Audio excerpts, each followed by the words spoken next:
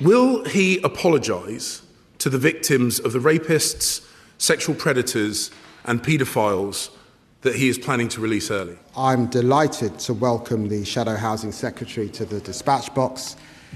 He, of course, could have been doing this job every week if he were better with numbers. Knows that while he was Home Secretary, they had an early release scheme that set out 10,000 offenders, 10,000 under his... Stay with me, because the full video I'm about to show you puts everything into a new perspective. Right, gather round, because today's Prime Minister's questions has more twists than a bag of Twiglets, and somehow it all comes down to maths. Yes, maths. The subject you dropped the second you realised GCSEs didn't actually require long division in real life. Except today, in the House of Commons, numbers weren't just numbers. They were rapists, sexual predators and paedophiles being let out of prison early, and one very unimpressed Conservative MP standing up and asking, quite reasonably, whether anyone was going to say sorry. Real quick before we roll the footage, if you're enjoying this content, do me a huge favour. Hit that like button and smash subscribe. Over 98% of viewers watch without subscribing. Don't be one of them. It's free for you and it helps us out more than you know.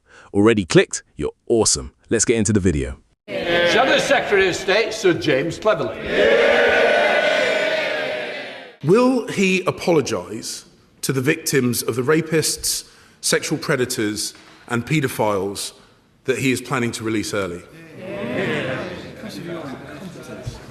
Well, Mr. Speaker, I'm delighted to welcome the Shadow Housing Secretary to the dispatch box. He, of course, could have been doing this job every week if he were better with numbers. Under the Tories, they closed 23 prisons. 23. Gloucester, closed. Shrewsbury, closed. Portsmouth, closed. Holloway, closed. Northallerton, closed. And what are they now? A block of flats. That's why we have to have an early release scheme. That's why we passed the Sentencing Act. Mr. Speaker, he makes a joke about the use of figures. Let me give him a figure. 50,000 prisoners released early in just 2 years on his watch. And I am genuinely shocked,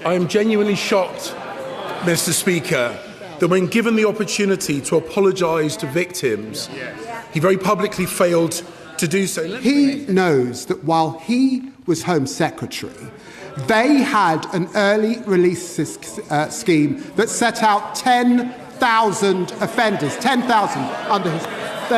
They had 6 schemes within a year.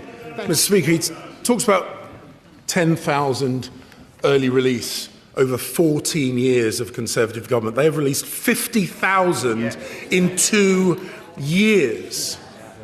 And he knows it's wrong. He is a good man. He must know that it is wrong to release 5,000 serious criminals. So I give him another chance. Will he apologise to the country for his abject failure at keeping prisoners in prison where they belong? I've got to say, this is rich coming from the Honourable Gentleman. They had 14 long years in power. They wrecked neighbourhood policing. He was Home Secretary. Prisons were at bursting point. That's why they called the general election. Mr. Speaker, he will look back on this exchange and I think he will be shocked by how this is coming across. No apology to the victims, no guarantee that paedophiles and rapists will not be released early. So here's the scene. Sir James Cleverly gets to his feet and asks a question that should, in a functioning democracy, get a fairly straightforward answer. Will the government apologise to the victims of serious offenders who are being released early? Simple ask, yes or no. Instead, what we get is a masterclass in dodging, one that would make a boxer proud, because rather than answering, the response opens with a little jab about prison closures under the last government. 23 prisons closed, apparently. Gloucester Gloucester, Shrewsbury, Portsmouth, Holloway, Northallerton turned into flats, we're told, which fine is an interesting fact for a Grand Designs episode, but does absolutely nothing to answer the actual question that was asked, which was about people convicted of serious sexual offences walking free ahead of schedule. Cleverly, to his credit, doesn't let it go. He comes back with a number of his own. 50,000 prisoners released early in just 2 years. 50,000. And he says, and I'm paraphrasing only slightly here, that he is genuinely shocked that when handed a clean opportunity to apologise to victims, that opportunity was very publicly turned down.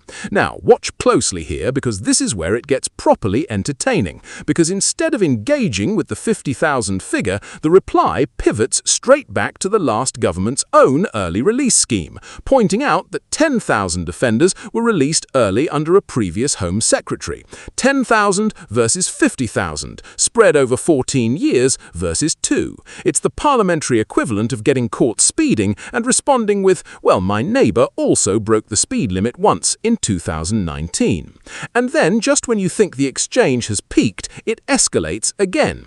Cleverly, unwilling to let the maths slide, points out that 10,000 over 14 years and 50,000 over 2 years are, shall we say, not quite the same category of number. And he goes for it one more time, asking directly whether the government will apologise to the country for what he calls an abject failure to keep serious criminals where they belong.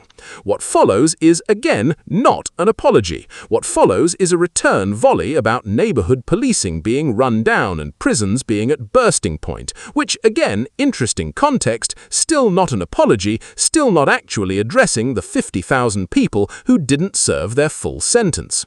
By the end of it, cleverly delivers the line that probably should have opened every headline about this exchange. No apology to the victims and no guarantee that serious offenders, including rapists and paedophiles, won't be released early again.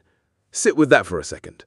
Not, we disagree on the figures. Not, here's our plan going forward. Just silence on the one thing that was actually asked twice very clearly in front of the entire House.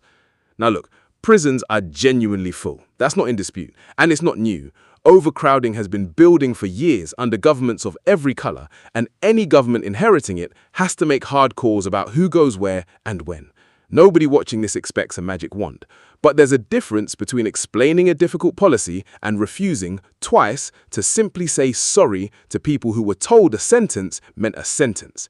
Voters aren't daft. They can hold two thoughts in their head at once, that prisons are overcrowded and that dodging a straight question about serious offenders being released early doesn't inspire confidence either way. So that's PMQs for you this week. Two politicians doing competitive statistics instead of answering the question, while somewhere out there, victims are still waiting for someone to just look them in the eye and say the word sorry. If this exchange wound you up half as much as it wound me up, you already know what to do. Smash that like button and I'll see you in the next one.